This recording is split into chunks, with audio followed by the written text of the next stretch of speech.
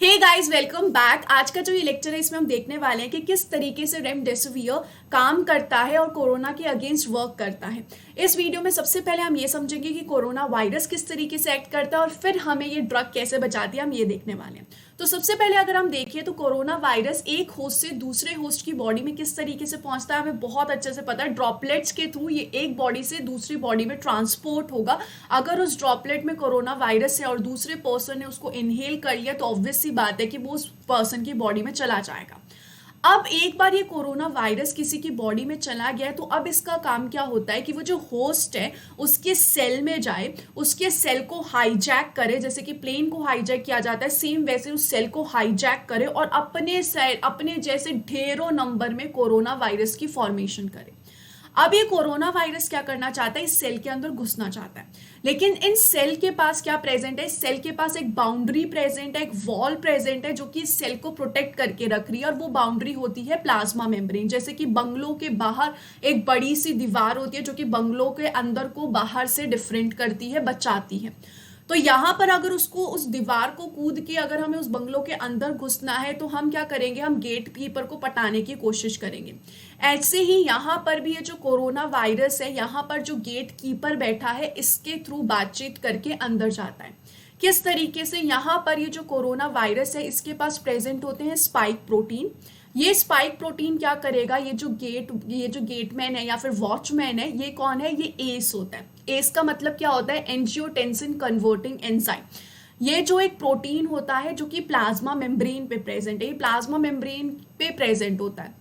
तो ये spike protein क्या करेगा, ये स्पाइक प्रोटीन जाके एस से इंटरैक्ट करेगा। एस को लगेगा कि हाँ यार ये अपना ही है, ये इसको पहचान लेगा और ये क्या करने देगा, ये इस कोरोना वायरस को सेल के अंदर घुसने देगा।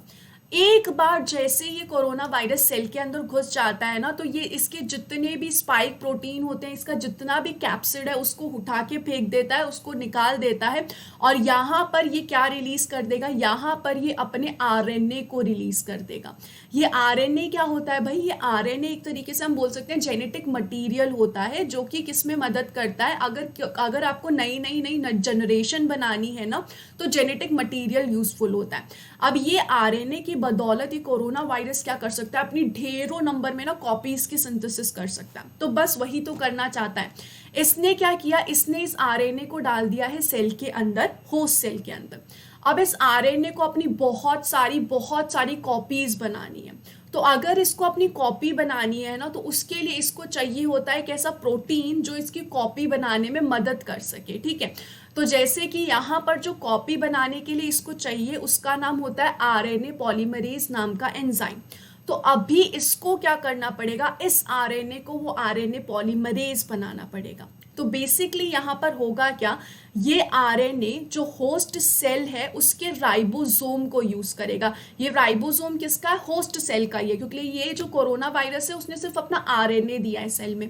एक बार इसने राइबोसोम को हाईजैक कर लिया और राइबोसोम से क्या बनवा लिया, आरएनए पॉलीमरेज बनवा लिया। बस फिर क्या है, फिर ये जो आरएनए पॉलीमरेज है इस आरएनए की बहुत सारी कॉपीज बना लेगा। जितनी कॉपीज चाहिए उतनी कॉपीज ही इसकी सिंथेसाइज करेगा। सिर्फ एक आरएनए पॉलीमरेज, एक यहाँ पे आरएनए और बहुत सारी कॉपीज की सिंथेसिस हो जाएगी। एक बार अगर बहुत सारी कॉपीज की यहाँ पे सिंथेसिस हो चुकी है आरएनए की, तो ये आरएनए क्या कर सकता है, ये आरएनए बहुत सारे कोरोना वायरस को बना सकता है। एक बार बहुत सारे कोरोना वायरस एक सेल में बन गए तो आप समझ ही सकते हैं अब वो क्या करेंगे, अब वो इस एक सेल से बाहर निकलेंगे और बाकी सारे जितने भी सेल्स हैं ना उनमें जाके ये सेम प्रोसीजर रिपीट करेंगे। अपने आरएनए को डालेंगे सेल के अंदर, उस आरएनए से प्रोटीन बनवाएंगे। प्रोटीन कौन सा, आरएनए पॉलीमरेज।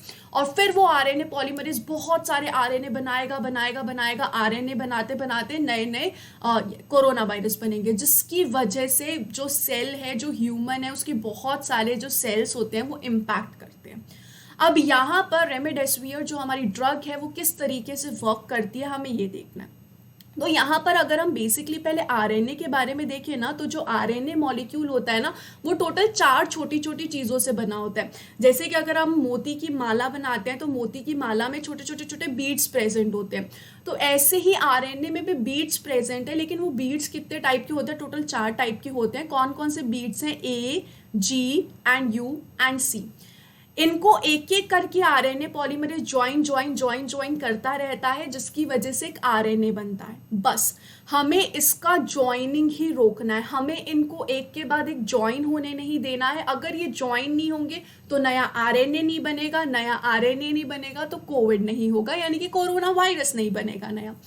तो इसमें यहाँ पे रेमडेसिवियर किस तरीके से वर्क करता है, बहुत ही सिंपल सा प्रोसेस है। ये क्या करेगा, यहाँ पर ये जो रेमडेसिवियर होता है ना, इसका स्ट्रक्चर मिलता जुलता है एक मोती से। वो मोती कौन सा होता है? एडिनोसाइन। एक मोती एडिनोसाइन से इसका जो स्ट्रक्चर है ना, वो मिलता जुलता है। अब ये जो आरएनए पॉलीमरेज है, ये आरएनए की सिंथेसिस कर रहा है।